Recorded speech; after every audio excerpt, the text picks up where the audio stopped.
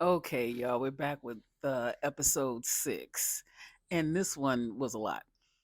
It picks up with Casey at the hotel talking with Patrick, and she's saying a whole lot of nothing. And I feel like she's trying to break it off with him, but then she says, "I can't do this, but I can't do this. I love you." And then so he's not. He's thinking it's just all happening too fast for her, and so he's like, "We can take it slow." And she keeps saying, "I can't," and that goes on and on and on, right? And then she says to him, "They're trying to make this about what you look like, but it's not about that." And he's like, "I understand. We can take it slow. We don't have to go to Baja." So what was weird was she kept when they were going to separate, and he's thinking he'll call her later. I'm thinking she's never gonna hear. He's not gonna see her again until the reunion, if that. And she keeps running back and jumping on him, and she kept kissing him. And then when they were sitting at the table, she was kissing him, and she kept wiping her nose and then touching his face, and it was just all bizarre. Ever since she said her dad was saying, "Good luck with finding somebody you're attracted to," without seeing them, I just felt some kind of way about her and her situation. Um, she did this like 3 times. She ran and after she was gonna leave, and ran and jumped on him and kissed him, and it was just weird. So he was talking to production, and he was like, does she, I think she's genuine. He just thinks it's too much for her right now. And she says she still loves him. He believes that's what she means. And then he says to them, what did she say to you guys? And they don't say it. I mean, I don't know what they say to him, but then they go to the next scene. Production's messy, but they're giving us what we want. And then she then says she doesn't think her attraction for him will grow. She doesn't think it will grow. So I think he dodged a bullet, to be honest. They get to Mexico. Okay, y'all, I did not know that Edmund said, like, before the season started and they were interviewing people and saying what's something about you that people don't know. Y'all, I didn't know Edmund said he eats his boogers. Like, what in the world? I did not know he said that. Okay.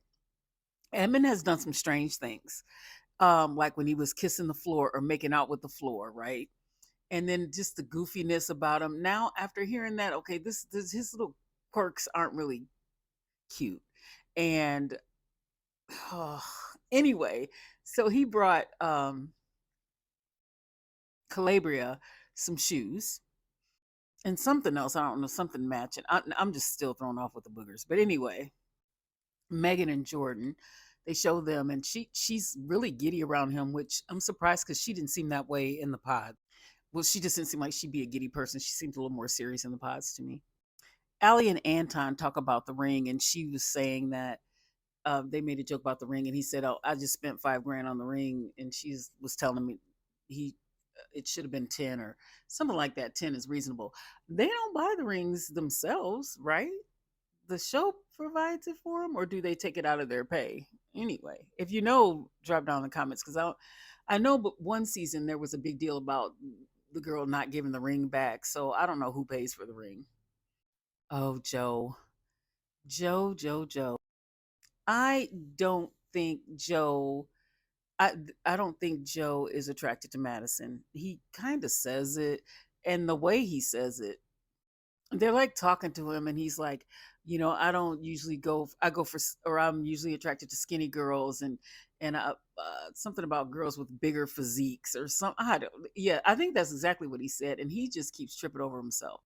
When they were in the pool or the hot tub, I don't remember which one, but anyway, Megan was, is that not Megan? Madison was saying to him, did you think I was hot when you saw me? What did you think when you saw me? Because he was all stumbling around his words, and he was doing it here too.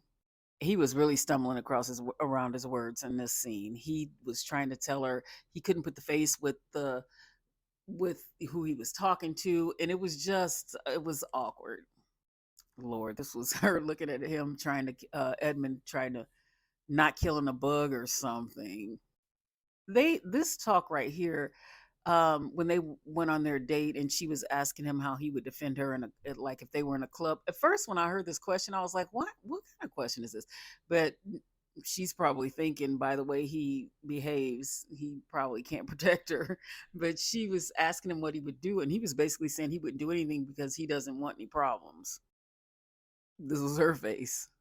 And he was adamant about, I'm not going to do anything. And she's like, even if he has his arm on me, and I don't know, this scenario was kind of odd, but I mean, I guess I get her asking that question because he does come across as a little as a lot non-confrontational, which is fine, but almost he said too, he said, I'll be a bitch and I just won't do anything. But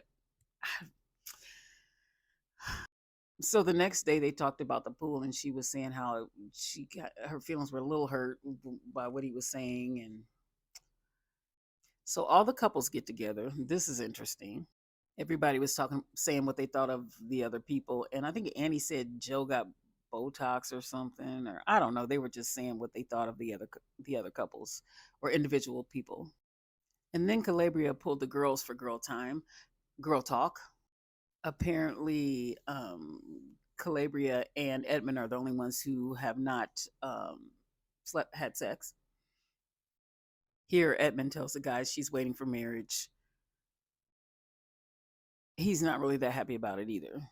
Production's messy. They keep panning to Calabria while they're having that conversation. And then Edmund comes over to rub Calabria's feet, and then he starts licking her feet, and he's just bizarre. And then Madison's like, "Should I leave? This is getting." And then Edmund starts whining, and I say whining because that's what it sounds like. He's whining to Annie about how she hurt Brendan, and it was so weird because then he talks like he's like, "I know, but my guy, you hurt his feelings." Like, I don't know what's going on with Edmund. I mean, initially I liked him, but I don't know what's happening. So Jordan and Joe get all bro on everybody, and Madison isn't liking it because they're being drunk and just goofy.